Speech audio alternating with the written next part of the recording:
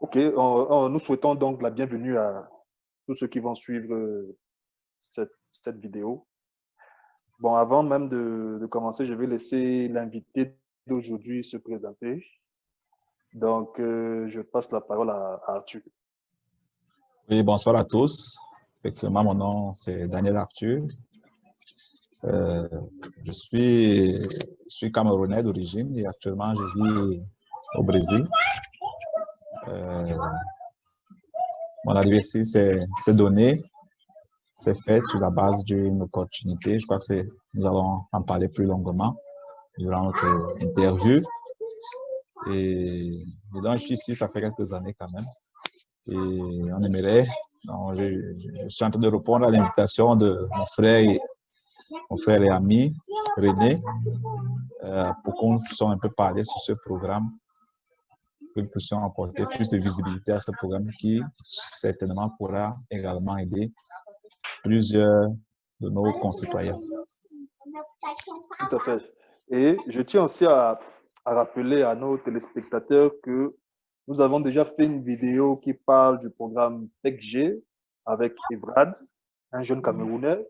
Et également, nous avons aussi fait une vidéo sur le programme PEC-PG, cette fois-ci avec Charles, n'est-ce pas? Et donc, aujourd'hui, il s'agit d'apporter certaines précisions que peut-être qu'on a pu oublier de mentionner ou enfin, bref. Arthur va nous parler parce qu'il a fait partie du programme PEC-PG. Donc, il est très bien placé pour parler des réalités du terrain. Hein?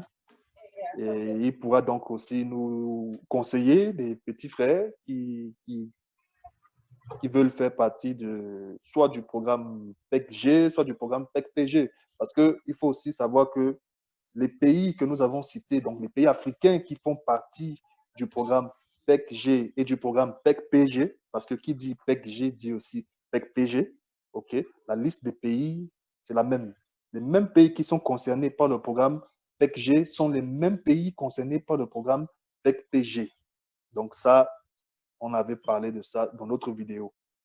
Mais donc, je pense que Arthur va plutôt nous parler du programme PEC-PG et s'il voudra aussi apporter certaines précisions par rapport au programme PEC-G aussi, il n'y a pas de problème. Il n'y a pas de problème. Donc, est-ce que tu peux donc nous parler de comment tu as été au courant du programme PEC-G? Bon, je vous remercie pour la question. Bon, déjà, avant qu'on entre en fond sur le sujet, je voudrais juste faire une petite différence entre le programme PEC-G et le programme PEC-PG. Les deux, en fait, sont deux programmes de partenariat que le Brésil entretient avec certains pays en sous-développement, parmi lesquels le Cameroun, qui possibilitent à ces pays d'envoyer au niveau du Brésil certains de leurs étudiants pour continuer dans les universités brésiliennes, continuer leurs études dans les universités brésiliennes.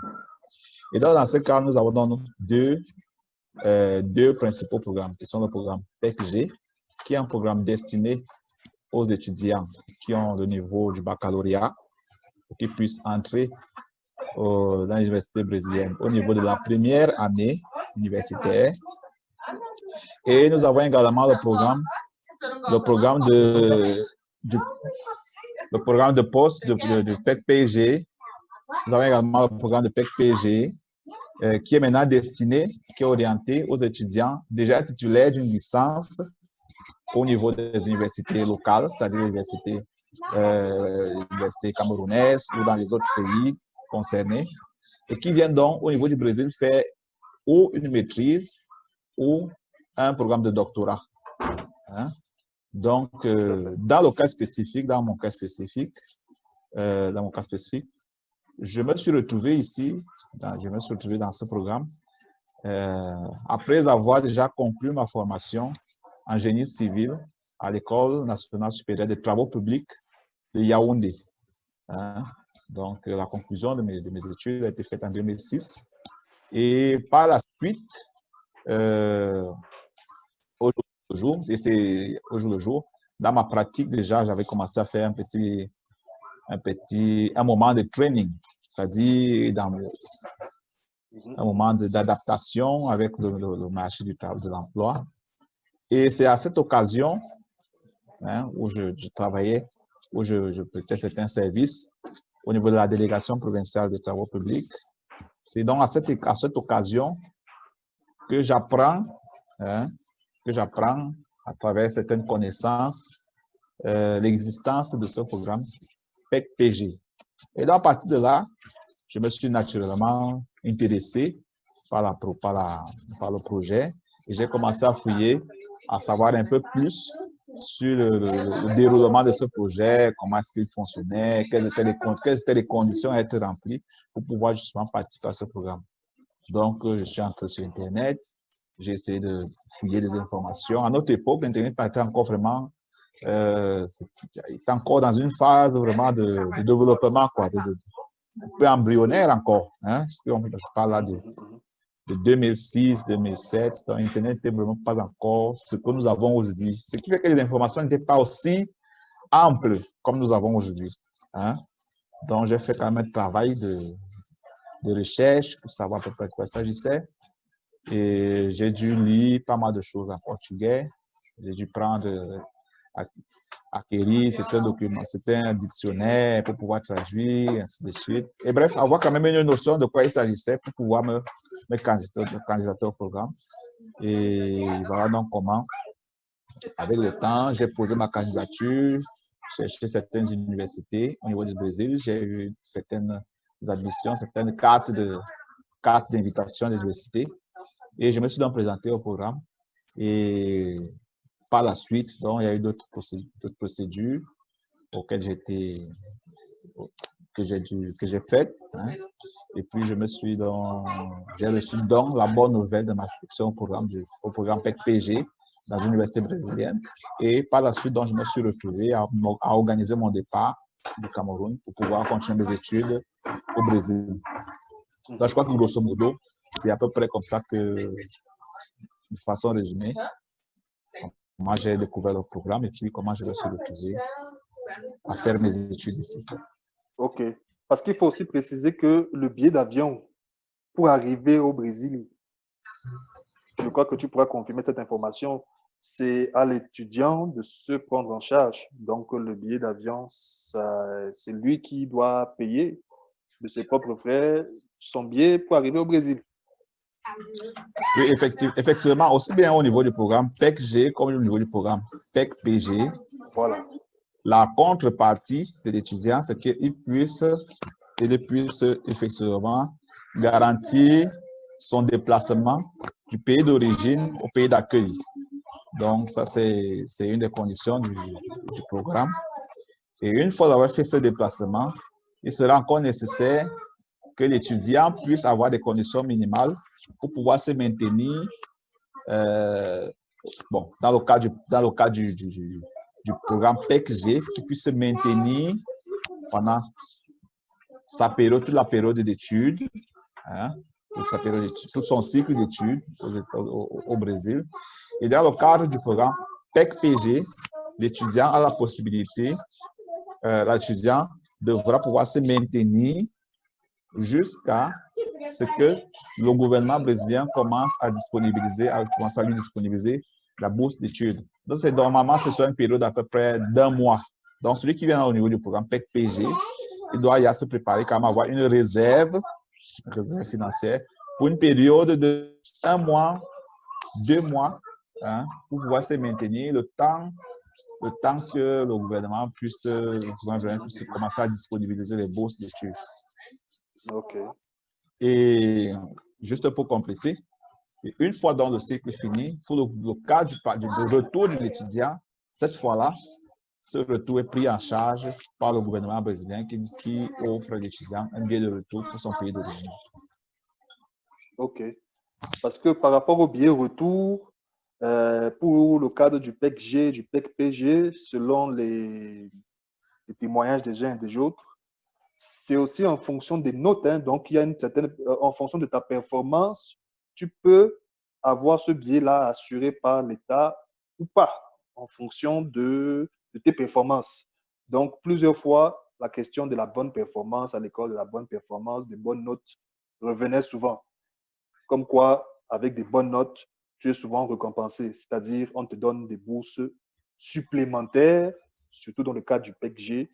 Les bonnes notes te permettent d'avoir accès à des bourses supplémentaires. Et pour le cadre du PEC-PG, je pense que oui, c'est ça, c'est le billet retour. Je pense aussi que les notes ont quand même une importance par rapport à ça. Dans des bonnes performances compte toujours. Très important. Oui, c'est-à-dire quoi? C'est-à-dire que naturellement, en fait, l'idée de la bourse, c'est quoi? C'est que tu puisses que tu puisses réaliser tes études dans une université étrangère. Et donc, en fait, l'objectif des partenaires de la bourse, c'est que tu puisses conclure tes études avec excellence. Donc, je crois que tout le monde, c'est ce que tout le monde souhaite. Au niveau du programme PEC-G, la question le billet d'avion de retour, elle n'est pas, en fait, ce n'est pas une garantie déjà au niveau de l'entrée du programme, au niveau du PEC-G. Donc, c'est un peu quelque chose qui est donné comme une façon de stimuler également l'étudiant à effectivement atteindre ses objectifs, à étudier davantage pour tirer de bonnes notes, ce qui apporte une excellence aussi bien à l'étudiant comme au programme et au propre pays d'origine de façon générale. Au niveau du programme PEC-PG, le billet d'avion, il est déjà comme une garantie en fait. Donc, il y a presque une garantie que l'étudiant a à la conclusion de son parcours, que ce soit de sa maîtrise ou de son doctorat. Il lui suffit juste de faire la sollicitation au niveau du gouvernement brésilien pour recevoir justement ce billet de retour. Mais naturellement, là aussi, il est nécessaire que tu conclues d'abord tes études, parce que c'est en fait ça l'objectif du programme. Il faut que tu conclues tes études pour pouvoir justement avoir accès à cette bourse. Mais une fois avoir conclu tes études, avoir présenté ta dissertation de maîtrise ou ta thèse de doctorat, ce billet de retour, il est garanti. OK.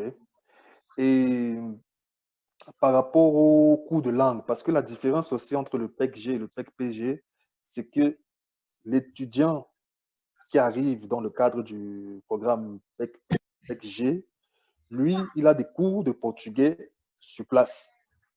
Alors que l'étudiant qui arrive dans le cadre du programme PEC-PG, lui, on suppose qu'il a déjà eu des cours de langue parce qu'il commence directement.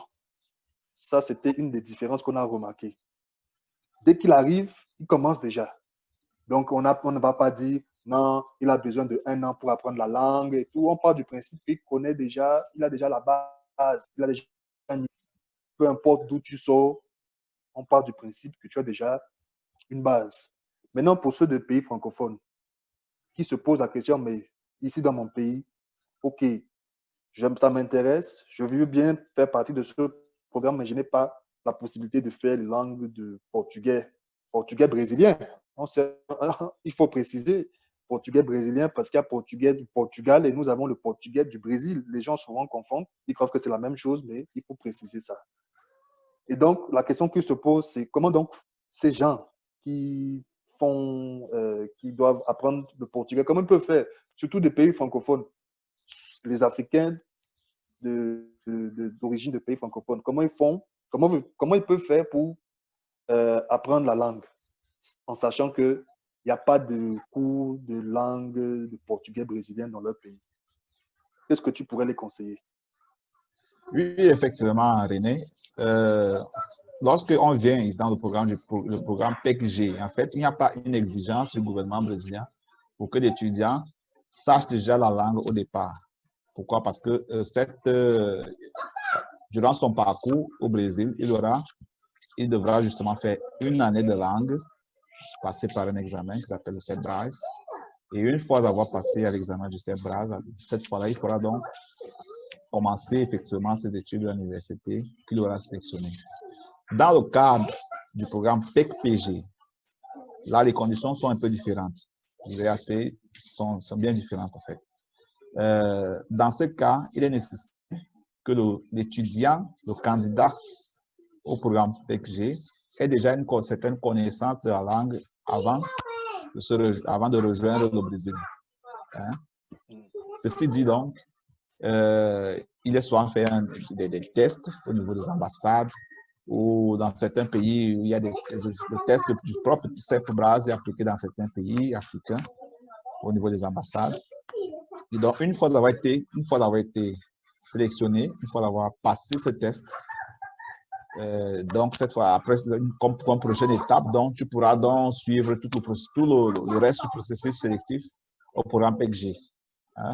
Donc, ce qui fait que c'est souvent un peu, on sait que la réalité de certains pays francophones, particulièrement, c'est qu'effectivement, il n'est pas courant de rencontrer des écoles de langue portugaise, que ce soit même portugais du Portugal, même portugais même du Brésil, encore moins portugais du Brésil. Hein? Donc, effectivement, c'est souvent une petite difficulté. Et à notre époque, c'est une difficulté qu'on a essayé un peu de vaincre avec les moyens, comme on dit au pays, avec les moyens de bord.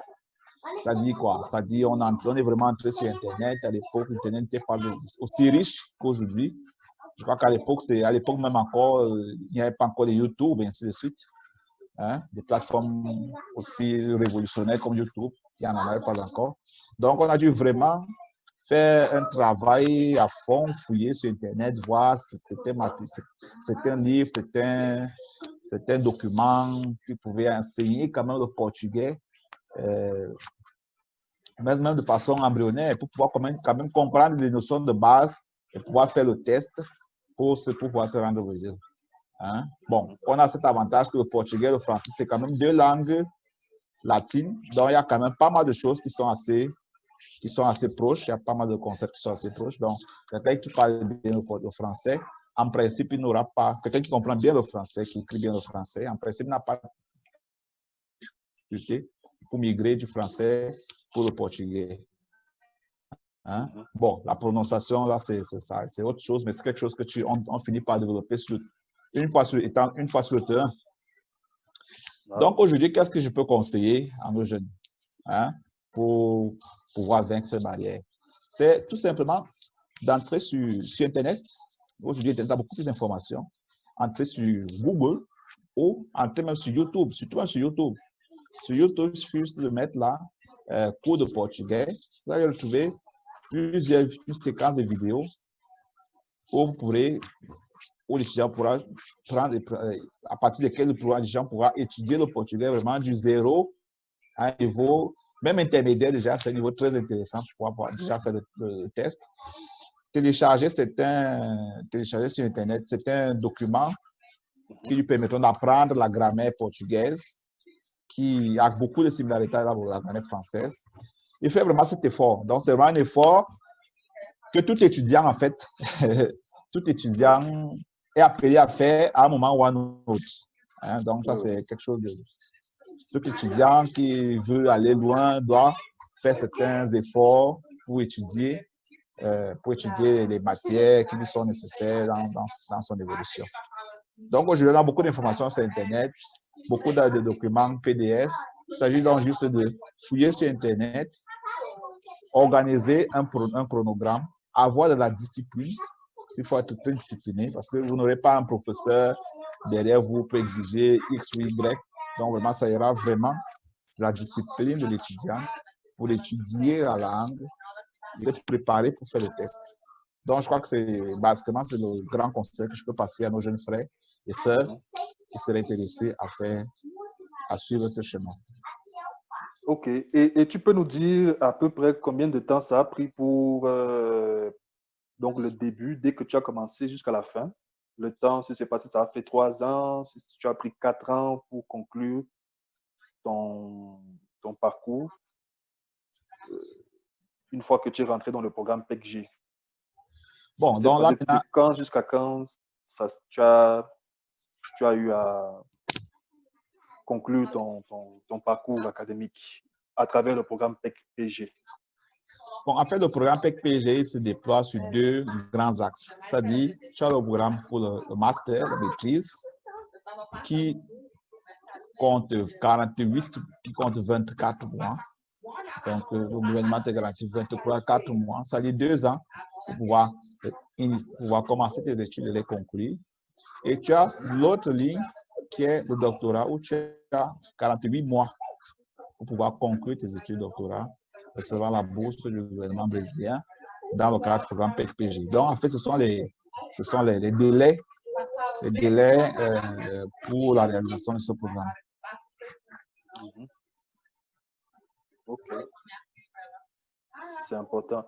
Et est-ce que tu aurais des conseils pour des jeunes frères qui sûrement, après cette vidéo-là, vont chercher à savoir un peu plus et sûrement vont aussi participer de ce programme? Qu'est-ce que tu peux les donner comme conseil par rapport à ce que tu as vécu? Donc, les pièges du terrain, enfin, tout type de conseils. Quels sont les conseils que tu peux donner aux jeunes frères?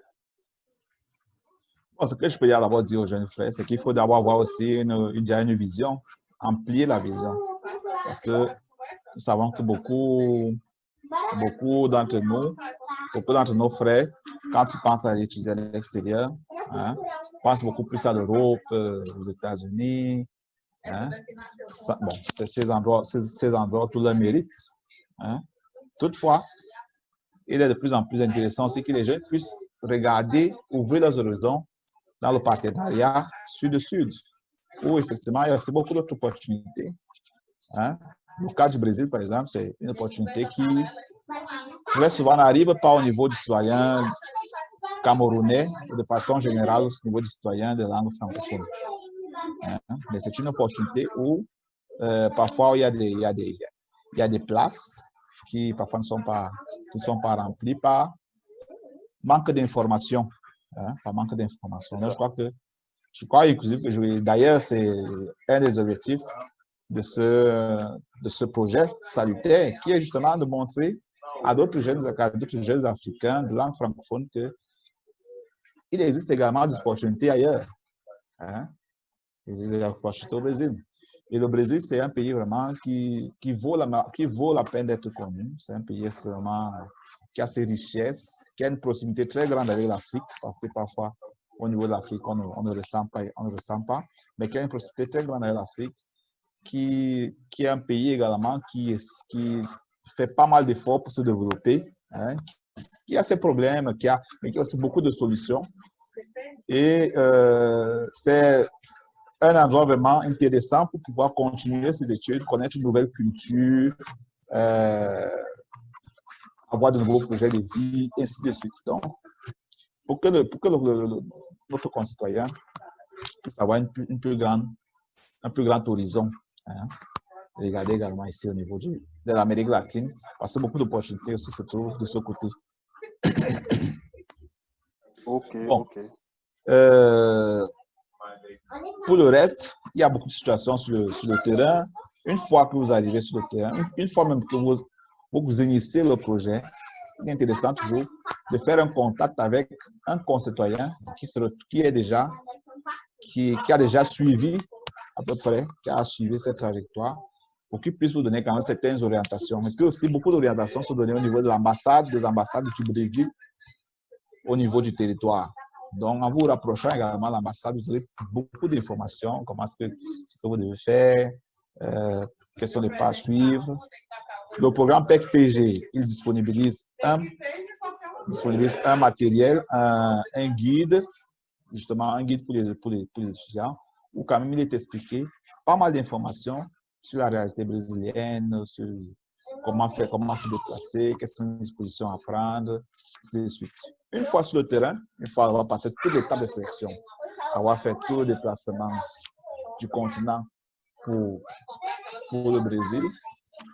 Vous maintenez en contact toujours avec votre ambassade et avec l'université dans laquelle vous avez été sélectionné. Dans cette université, généralement, vous allez également rencontrer d'autres communautés africaines, qui sont venus par le biais du même programme et qui par leur expérience, déjà peuvent vous recommander donner certaines informations, parfois très local sur la ville, sur l'université, effectivement, dans laquelle vous trouvez, où se trouve le restaurant universitaire, comment faire pour aller à la bibliothèque, comment faire pour se déplacer dans la ville. Donne une information déjà un peu plus locale. Donc, toujours essayer d'avoir ce contact avec des personnes qui sont sur le territoire et toujours suivre les instructions que vous avez sur le niveau du manuel du programme PEC-PG, hein, et les informations qui vous sont fournies par l'ambassade du Brésil sur votre territoire. Donc, je crois que grosso modo, c'est à peu près ça, les informations qui sont nécessaires pour le jeune étudiant qui vient au Brésil. Oui, et il est aussi important de souligner que dans le monde, de manière générale, ce n'est pas évident qu'un pays permette aux jeunes Africains de venir étudier dans une université publique, donc gratuit, parce qu'il faut savoir qu'ici au Brésil, les Brésiliens, les propres Brésiliens, eux, ils rentrent dans l'université à travers un concours, on peut dire ça, un concours qu'ils appellent vestibular. Vestibular, exactement. Et on choisit un nombre X de personnes. Ce n'est pas facile de rentrer dans ces universités-là et étudier gratuitement. J'appuie bien le thème gratuitement parce que dans d'autres universités, tu vas quand même verser quelque chose. Tu vas quand même payer quelque chose, surtout les pays anglophones. N'oublions pas, dans les pays anglophones sont connus pour demander des sommes quand même assez importantes pour que tu puisses avoir accès aux universités. Donc, ça veut dire que ce n'est pas donné. Ce n'est pas tous les pays du monde où l'étudiant peut avoir la possibilité de non seulement venir étudier sans avoir à payer pour être là, et en plus de ça, que l'État local verse une somme d'argent dans votre compte bancaire pour que vous continuez à fréquenter. Je ne connais pas 1000 pays. Hein. Après, s'il y a d'autres pays qui font la même chose, moi-même, j'aimerais savoir. Mais je sais déjà que c'est une minorité. Une minorité. Je ne sais pas si tu connais d'autres pays qui ont un système similaire où ils offrent les mêmes conditions. Je ne sais pas. Est-ce que tu connais? Moi, je ne connais pas. Bon, je n'ai pas les informations de tous les pays, mais une chose est sûre, c'est comme vous l'avez dit, c'est vraiment une très grande opportunité parce que les universités publiques brésiliennes sont d'excellente qualité et elles sont très concourues, hein, par les propres Brésiliens. Et donc, c'est vraiment une très grande opportunité d'avoir accès à cette université souvent de façon, d'avoir accès à cette université gratuitement. En fait. Et sans avoir la nécessité très souvent de passer par le test de sélection. Donc, ceci dit aussi, une fois d'avoir obtenu cette opportunité, une fois obtenu cette place à l'université brésilienne, il est important que l'étudiant sélectionné valorise effectivement la place qui lui a été cédée. Hein? Comment faire cette valorisation? Cette valorisation se manifeste à travers un bon travail au niveau de l'université, des études, suivre une trajectoire correcte et de façon à conclure vraiment ces études de façon claire à tout le monde. Donc, c'est vraiment une très grande opportunité que le Brésil offre aux citoyens de ces pays et il vaut vraiment la peine qu'elle soit très bien valorisée. OK. Et donc, c'est bon, on va laisser les téléspectateurs. Hein. Donc, le mot de la fin. Quel est le mot de la fin? Tu as quelque chose, dédicace à quelqu'un, ou c'est pas moi. Et d'ailleurs, même, il faut que je te demande aussi si tu disponibilises par exemple, certains de nos invités ont mis à disposition leur Instagram au cas où certains auraient des propositions, des questions. Enfin, bon, tu pourras après me dire si tu vas libérer ton contact Instagram aux téléspectateurs ou pas. Ça, c'est libre choix. Chacun gère comme il gère. Oui, donc comme mot de fin, j'aimerais déjà d'abord renforcer à nos concitoyens de langue francophone en Afrique pour qu'ils ouvrent davantage leurs horizons, qu'ils puissent également voir le Brésil comme un pays de grandes opportunités. Et suivre toutes les procédures. En fait, ce sont des procédures qui sont suivies pratiquement par presque tous les boursiers dans le monde. Donc, suivre ces procédures et avoir l'occasion de connaître le Brésil, connaître le peuple brésilien dans sa diversité culturelle, raciale, démographique. Bref, c'est un pays très divers. Et pouvoir continuer ses études ici, apprendre, acquérir des connaissances, contribuer également parce que, comme étranger également, on apporte une certaine contribution culturelle et scientifique. Hein? Et pour conclure, donc, envoyer toutes mes salutations à tous les amis que j'ai au niveau du Cameroun, hein? Tous mes camarades de classe, depuis le collège, l'école primaire, l'université, l'école de travaux, bref, tous ceux qui me connaissent sur le terrain. Une salutation spéciale à tous les fonctionnaires de l'ambassade également du Cameroun, l'ambassade du Brésil au Cameroun, pardon, qui ont été vraiment d'un appui très spécial à l'époque quand je commençais ce projet de bourse d'études pour le Brésil. Donc, basiquement, c'est ça. Pour le contact, bon, je suis toujours disponible, j'ai toujours été disponible. Mon Facebook est là, Arthur Nang. Vous pourrez me entrer en contact pour un éventuel support. Ok. Donc, je te remercie pour le temps que tu as pris pour faire cette vidéo-là. Et à nos téléspectateurs, on se dit à la prochaine.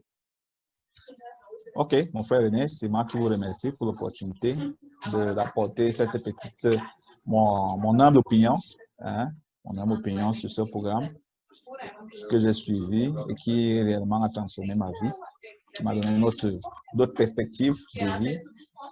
Et je remercie également le gouvernement brésilien et le gouvernement camerounais à partir de ce programme, cette parcerie a permis que je me retrouve ici, puisque si ça n'avait pas été dans ce cadre-là, je ne sais pas, peut-être je serais ailleurs. Mais c'est justement dans ce contexte que j'ai pu me retrouver, dans ce contexte de partenariat entre les deux pays, que j'ai pu me retrouver ici. Donc, une fois de plus, ce serait intéressant que le citoyen camerounais cherche l'information et qu'il puisse également participer à ce programme que nous avons largement discuté dans ce programme. Je vous remercie. Ok. On se dit à la prochaine. Ok, merci, à la prochaine.